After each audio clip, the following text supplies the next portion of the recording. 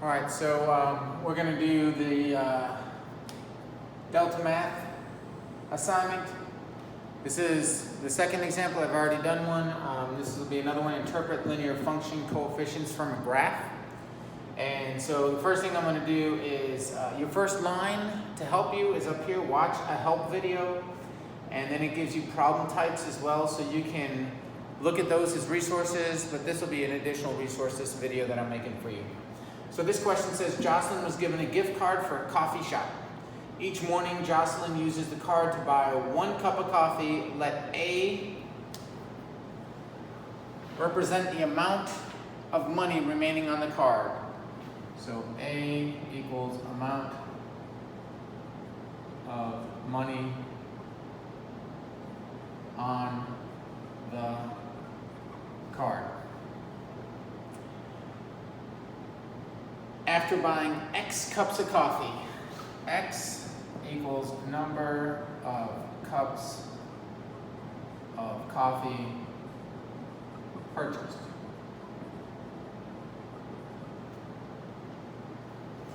A graph of A is shown below. Write an equation for A, then state the y-intercept of the graph and determine its interpretation in the context of the problem. All right, so here's the graph. Now there's a lot we can tell looking at this graph. So all we know is A is the amount of money on the card, and that's represented over here. So A, this is the letter A. I know it's hard to see, so I'll write it larger. This is the letter A.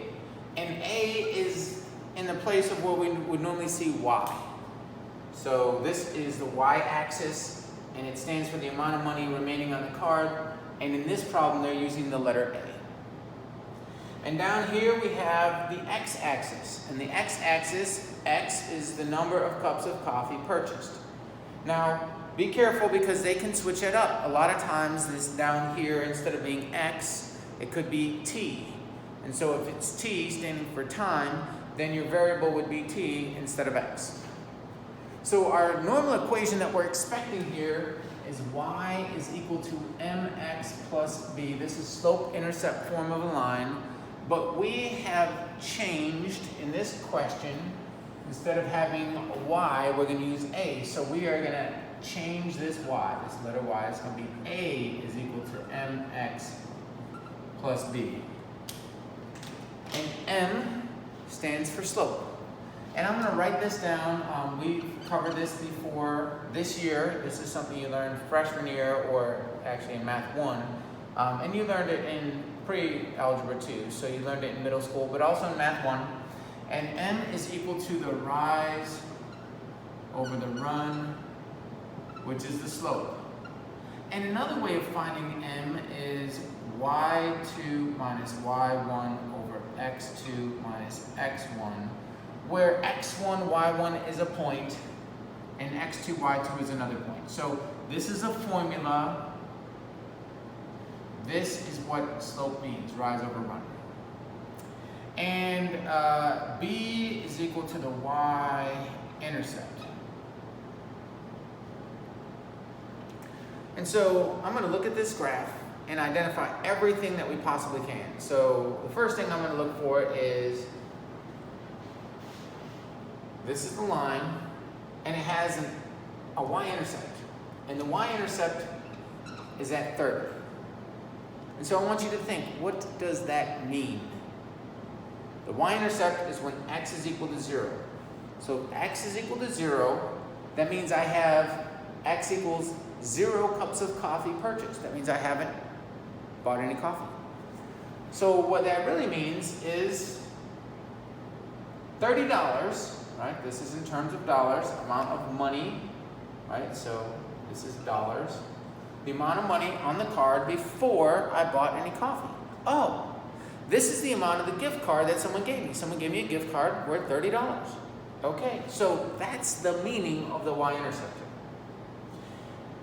This is the x-intercept. The x-intercept is 10. Can you think what the interpretation of the x-intercept is? What do you think that means? Well, in this case, x equals 10 is the x-intercept. That means x is the number of cups of coffee purchased.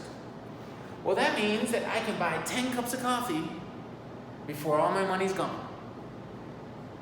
And just by saying that, there was $30 when I got this gift card, and after buying 10 cups of coffee, it's all gone. Probably some of you have the rest of it solved. We're going to solve the rest step by step, but some of you probably have this solved. Okay, so I am going to point out that we know the y-intercept. The y-intercept is 30, so I'm going to write it down. The y-intercept is 30. What I don't know yet is the slope. And some of you might have already guessed it, some of you have already calculated what the slope is, but the easiest way to find slope is to go from one point to another. So we're going to look at 2 points on this graph. You can choose any 2 points. You can use this starting point and this point right here. I'm going to use this point right here. This is called a lattice point when I have on a grid, it crosses at an exact point that I can tell. So I can tell this is the point 418. And then I'm going to use another lattice point, this one right here, and this is the point 612. 612. And so I have 2 coordinate points, and I can now find the slope. So if you're trying to count the slope and say, well, this is down and this is over, that works sometimes, but notice this doesn't go up by 1. It goes up by 2, right? 2, 4, 6, 8, 10, 12. So this scale goes up by 2, and this scale goes up by 1, so that's why I can't just count the slope like I do sometimes. So I'm going to have to employ a little bit of math. And I'm going to use this formula. Slope is y2 minus y1 over x2 minus x1. And so I'm going to do that with these 2 points here. And so I get m equals. And I'll just call this x1, y1 and x2, y2. What that really means is I'm calling this the first point, x1, y1, the first point, and I'm calling this x2, y2, the second point. So the first point is 418, the second point is 612. And I'm going to put it into this formula here. So m is equal to y2 minus y1, y2 is 12, y1 is 18. So 12 minus 18 over, and then over x2 minus x1. x2 is 6 and x1 is 4. 6 minus 4. And then I subtract 12 minus 18 is negative 6. 6 minus 4 is 2. And then I divide negative 6 divided by 2, which is negative 3. And that's m, that's the slope, so I'm going to identify that my slope is equal to negative 3. Notice, I don't even know what they're asking yet.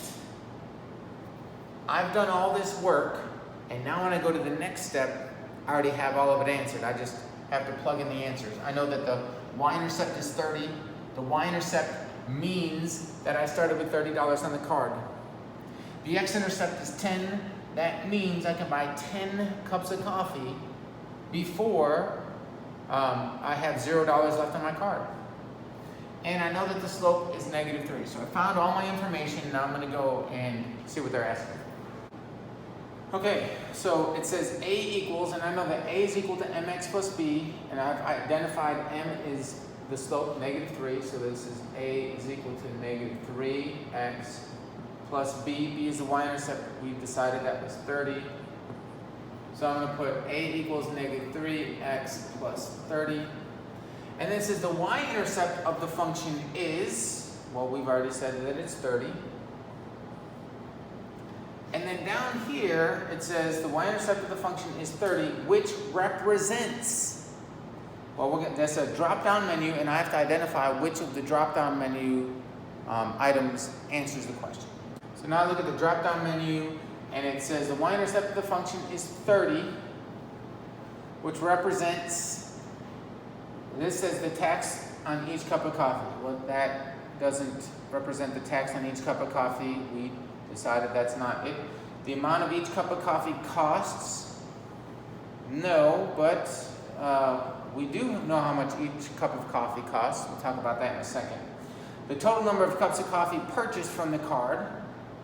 Well, the y-intercept doesn't have anything to do with the number of cups of coffee purchased. The original amount of money on the gift card. There it is, right? The original amount of money on the gift card. So that's our answer. Let's look back. It does say the amount of each cup of coffee costs. Do we know how much a cup of coffee costs? Let's look at rise over run. The slope is equal to the rise over the run. And in this case, the slope is equal to -3 over 1, if I make it a fraction. -3 what? Well, rise over run is y, a change in y with a change in x. Y is changing by dollars, so -$3 per every 1 cup of coffee. So the slope tells the story of what's happening. The y-intercept is where we start. We start at $30. The slope tells us what's happening. We lose $3, right? -$3. We lose $3 for each 1 cup of coffee. Rise over run. Slope. -$3 for each 1 cup of coffee. All right? And so this down here, this answer will be the original amount of money on the gift card is the y-intercept.